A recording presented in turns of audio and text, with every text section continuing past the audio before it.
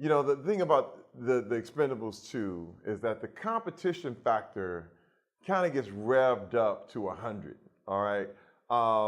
When you have the biggest action stars in the world, first of all, you look in the parking lot, there are limos.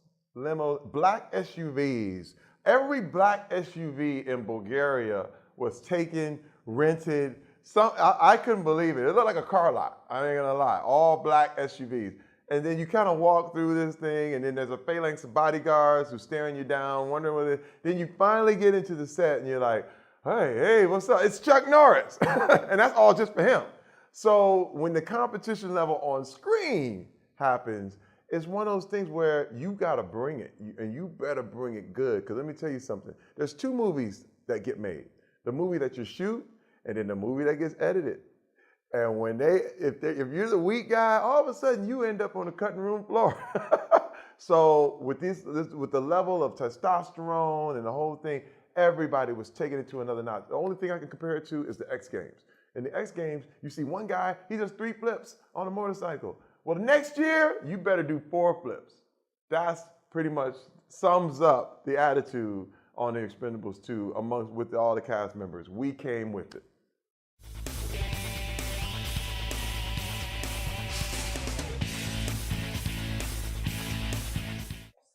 One thing I learned by working with so many legendary action heroes is that, you know, you have to earn it.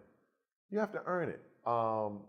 When I looked at the level of commitment that Sly, Arnold, Bruce, Chuck, Jean-Claude, when you learn of the level that they bring to their craft, a lot of young Hollywood, you know, they think that everything just kind of gets bestowed on you. You know what I mean? You think, well, my publicist got me that movie. That's not the way it works. These guys earn every bit of what they have. I mean, you look at the muscles, you look at the forearms on Sylvester Stallone, that comes from years and years of hard work, where now they can just CGI on you, you know, kind of put a special effect to make you look more muscular. I've seen where they even draw in the muscles on people.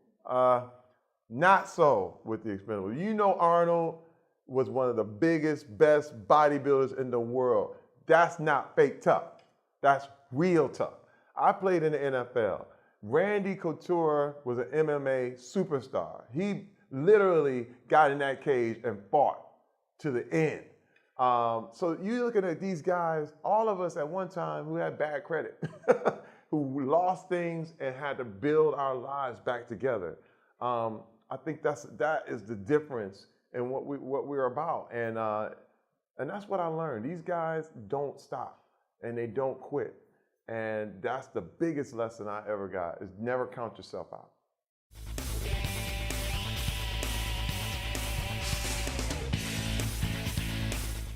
When you go see the Expendables 2, first of all, you're about to experience the manliest thing ever. Let me tell you something. Bring your Old Spice into the theater because it's about to get funky. You know, it's the manliest movie of all time. Testosterone is going to be just on 100. It's going to go past. You're going to redline on testosterone. But the thing is that you haven't seen it in a long time. You're going to realize that male presence is something that's been missing in the movies for just a long, long time. It hasn't been seen. You know, when you see a lot of the movies now, it's been, you know, the Twilights and this kind of thing, which is okay.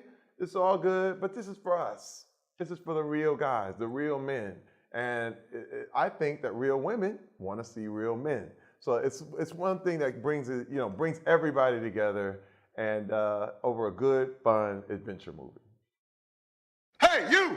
Yeah, I'm talking to you. I'm Terry Crews. Check out this new trailer for the Expendables 2.